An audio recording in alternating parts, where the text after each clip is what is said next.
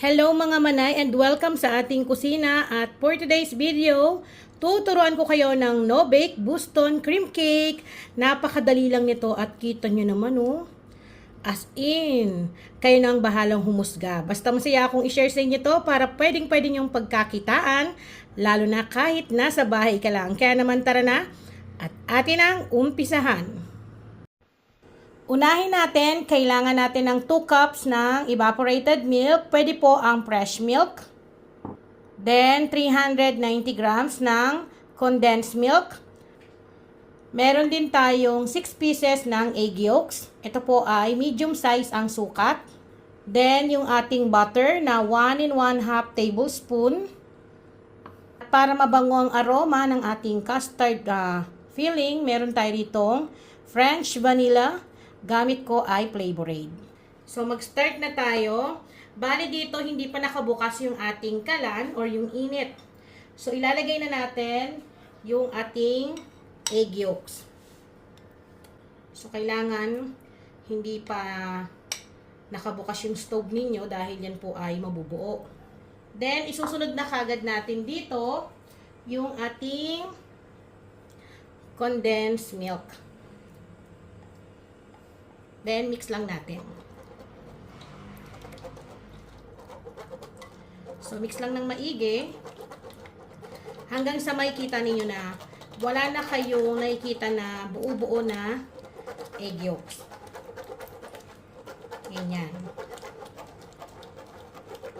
Then, kapag okay na, bubuksan na natin ang ating kalan. Then, sa katamtaman lang, nasa medium lang.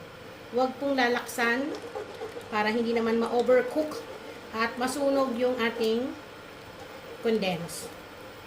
Kasi yan ay matamis, magka-caramelize yan. Then, wag din po natin iiwanan kasi may tendency nga na masusunog to dahil mabilis lang tong lutuin. So, hindi natin siya kailangan pakuluin. Kailangan lang mag-simmer siya, mag-mix natin ng maigi. At makikita nyo na bibigat yan. Lalapot na parang kala mo ay may cornstarch. Dahil yun po ay dahil sa ating egg yolks. So, mix lang natin. Then, after a few minutes, maglalagay tayo ng ating vanilla. Ayan. Para matanggal yung anggo ng ating egg yolks. Then, dahil lumalapot na to, dahan-dahan na natin ilalagay or ibubuhos yung ating evaporated milk. Ayan.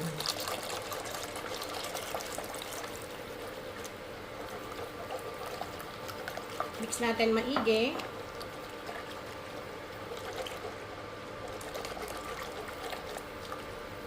Para well combine yung ating mga sangkap na nilagay. Tapos, halo-halo lang natin ng ganyan.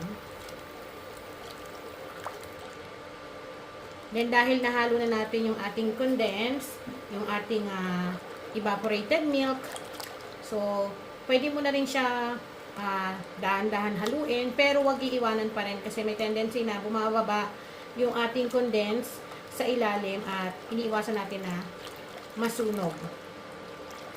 So, halo lang ng halo. So, bali ito, lulutuin natin to ng katamtaman ng apoy hanggang sa mapalapot natin to. Bali, hindi tayo dito maglalagay ng cornstarch. Hahayaan natin siya hanggang sa maging creamy siya.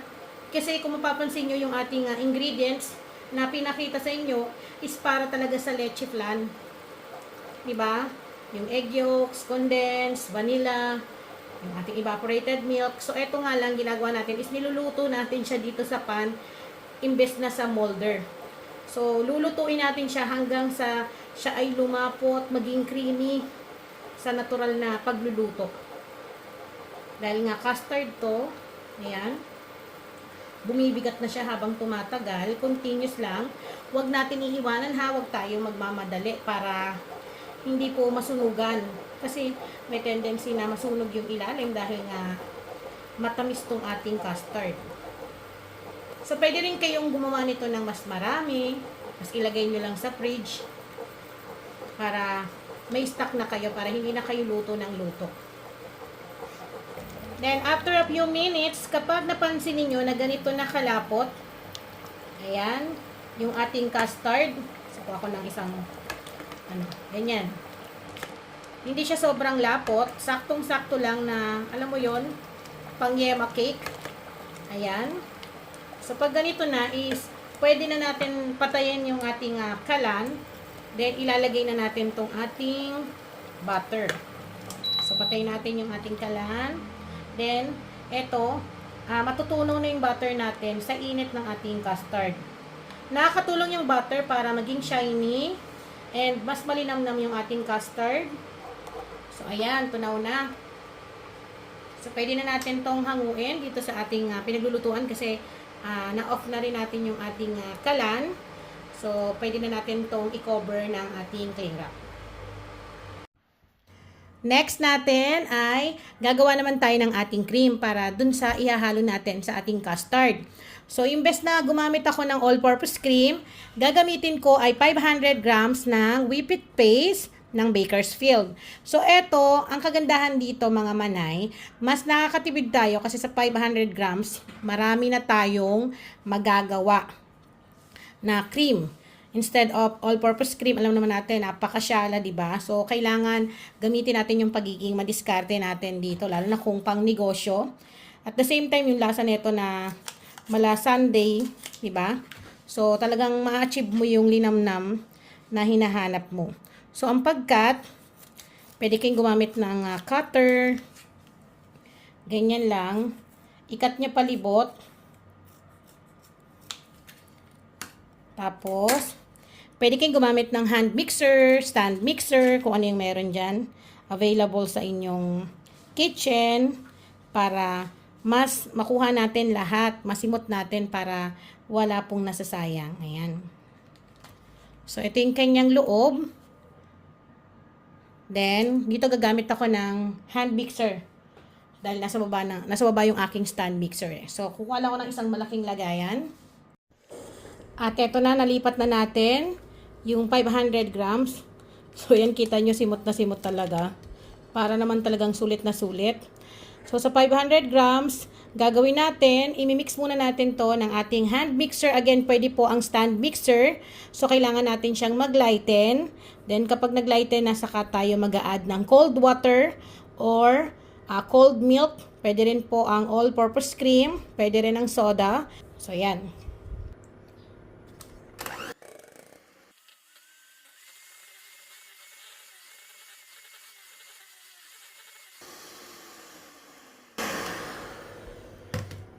Then, mas mainam pagkatapos nyong ma-mix ng ilang segundo, scrape ninyo palibot pati ilalim para ma-assure natin na maiwasan yung meron tayong nakikita na buo-buo pa na whipped paste para po naiwasan natin yung merong konting pait na nasasabi nila kasi nga hindi na halo ng maayos. Scrape lang natin. Then, pahid lang natin sa ating stand mixer or hand mixer yung mga dumidikit sa ating spatula. Then, ganun ulit hanggang sa mag-lighten ng tuluyan.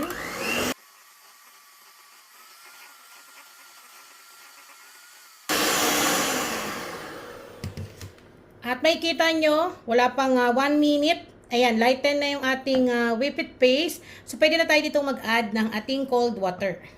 So, mas malamig na tubig. Mas maganda para po mabilis yung volume ng ating whipped.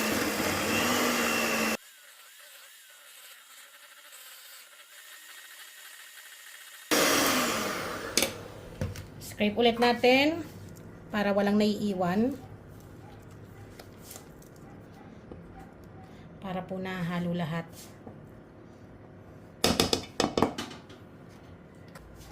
Tapos add tayo ulit ng cold water. And mix ulit.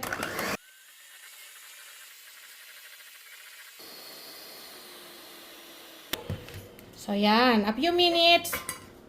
Okay na itong ating whipped paste. Ayan o. So kita nyo, napaka-stable niya. So, kahit itaktak mo yan, hindi yan papatak. Ganun kagaling. So, okay na yung ating whipped paste. Napaka-stable na. Ayan, oh. So, kita nyo, hindi siya pumapatak. So, the best to lalo na sa ating mga cake, pang-frosting sa mga cupcakes. Kasi, hindi siya yung malulusaw agad-agad.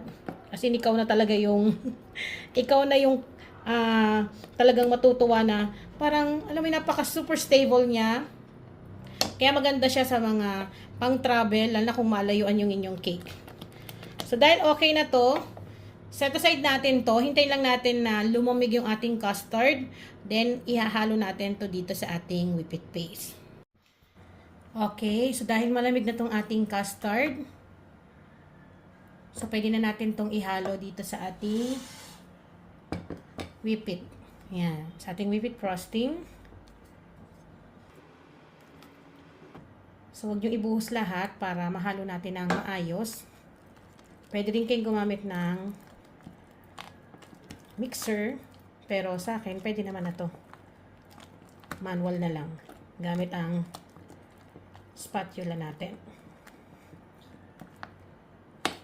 Tapos lagay ulit tayo. Hatiin natin sa tatlo yung paglalagay para ma-mix natin ng maayos.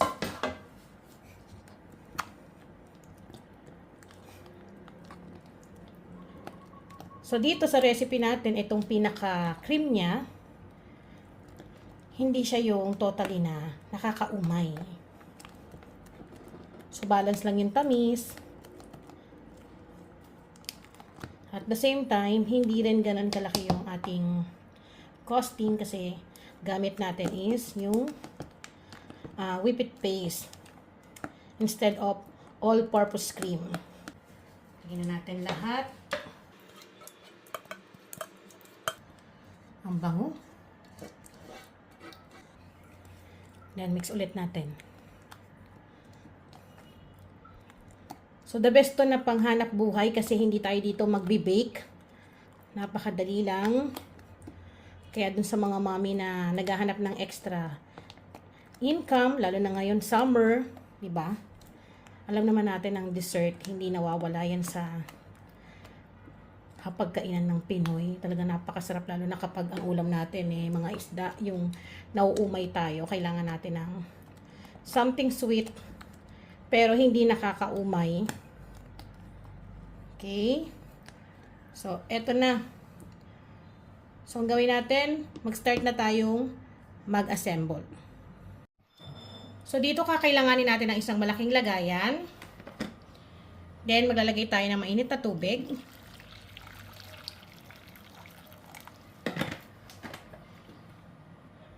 Pagkatapos ay maglalagay tayo ng half tablespoon ng coffee powder. Then, tunawin lang natin sa mainit na tubig.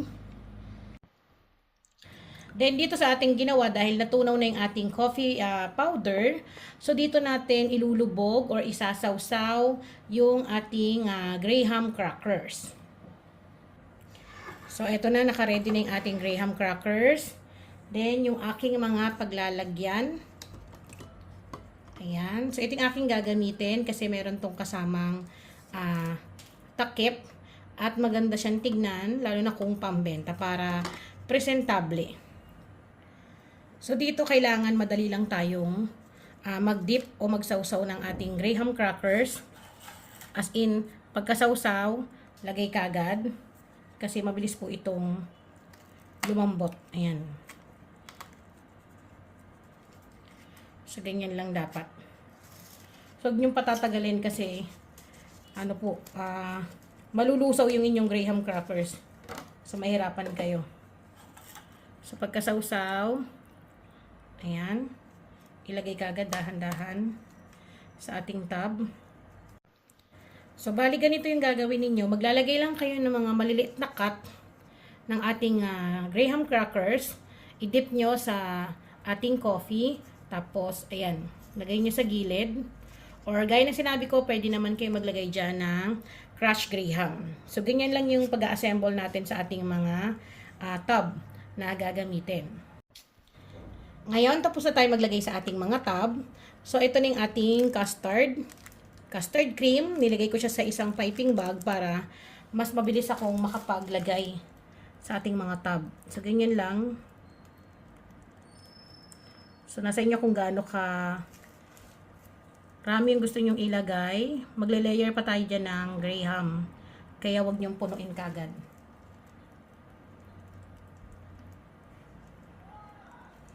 Ayan. Kung gusto niyo makagawa ng marami, doblehin niyo lang po yung ating recipe. So, kahit wala kang oven, pwede kayo makapagbenta ng mga pang-dessert na gaya nito. Ayan, tapos na tayo maglagay, no?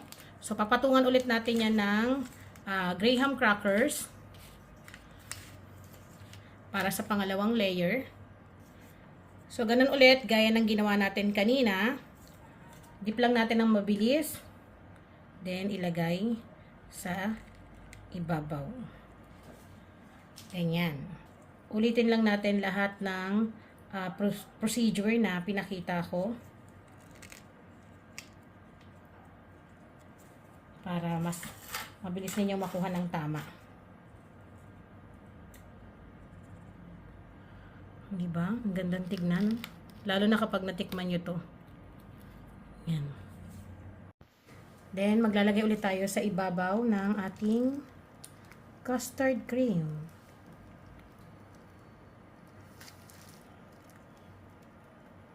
So, mas madali kapag naka-piping bag. Ipa-flatten pa natin yung nasa ibabaw na yan kasi mamaya maglalagay tayo ng chocolate ganache. Then, i-flatten lang natin yung ibabaw kasi maglalagay nga tayo dyan ng chocolate ganache para naman flat na flat. Hindi magkameron ng alon-alon yung ating chocolate kapag naglagay na tayo. Itaktak para masiksik.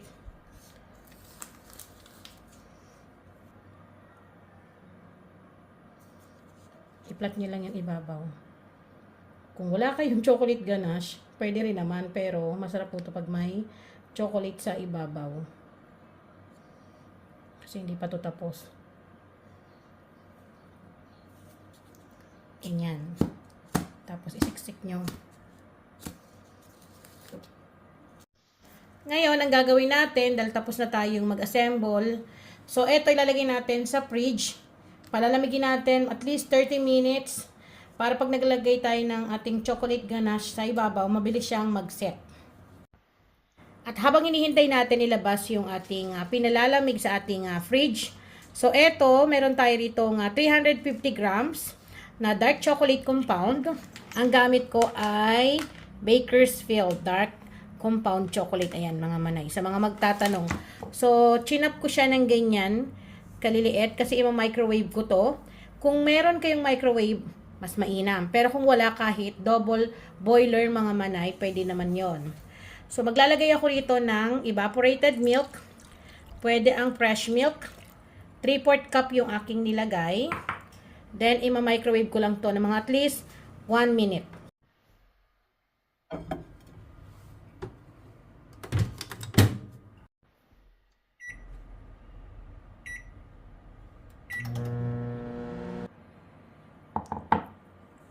So, yan, okay na.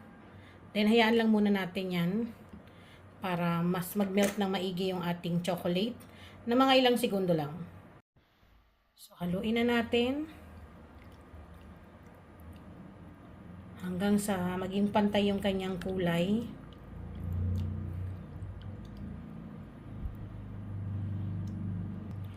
At magiging ganito siya.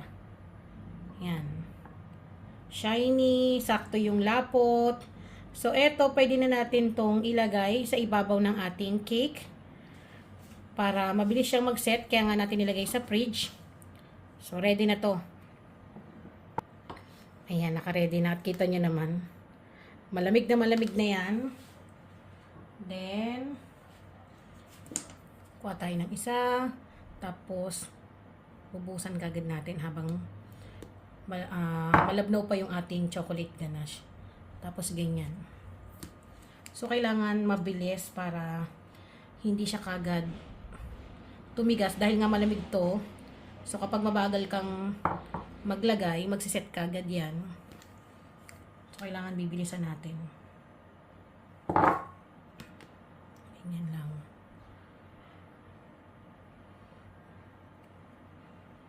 So magsiset ka agad yan. Yung ating chocolate ganache, saktong-sakto lang dito sa ating ginawa.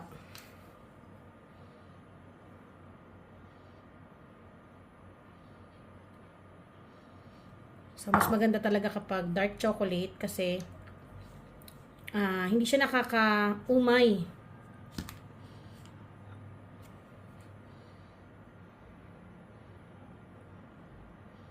Ayan. Okay na. At para sa panghuli natin, maglalagay tayo ng diced cashew nuts. Pwede rin po ang almond slice. Or depende sa inyo kung ano gusto nyong ilagay sa ibabaw. Pwede rin mga chocolate sprinkle. So para may balance kapag kinakain, meron kang nangunguya na na nuts. Dagdag siya na yun, sarap kapag kumakain ka ng pang dessert na mga gaya nito. So depende sa inyo kung gaano karaming gusto nyong ilagay. Pwede rin po ang chocolate chips. So, kayo nang bahala sa pang toppings nyo. Then, pagkatapos natin to malagyan ng ating diced cashew nuts, ilagay ulit natin sa ating fridge. So, overnight, then kinabukasan, pwedeng-pwede nyo na tong iserve, pwedeng pambenta, pwedeng pang regalo, pwede sa mga okasyon. Ilagay nyo lang sa maliliit na mga, alam mo yun, yung mga maliliit na baso. Kung gusto nyo lahat makatikim. Yun. So, makakapag-try na kayo. So, kita nyo naman, oh. Pero, nag-set ka agad siya. Ayan. Pero, kailangan pa rin natin siyang ilagay sa fridge para totally mag-set na ng maigi. Tapos, ready na ang iserve. At eto na, pwede na natin tikman dahil kita nyo naman, oh. Napalamig na natin at napakaganda as in. Lalo na kapag tinikman pa natin. So para sa mga nanonood, dagdag idea to na pwede nyong pagkakitaan. At the same time, sabi ko nga pwedeng panregalo, panghandaan. So hindi mo na kailangan mag-bake. Kaya naman, titikman na natin. Ayan, oh. Kita nyo? Grabe. Napaka-chocolatey. Ibabaw pa lang yan. Tapos, yung kanyang loob. San ka? Talagang pang-sosyalan na pang-benta ngayong summer. So, tikman na natin. Grabe, ang sarap. Saktong-sakto yung tamis. Tapos, kita nyo naman, oh. I-try nyo na lang. Kayo na lang yung bahalang humusga.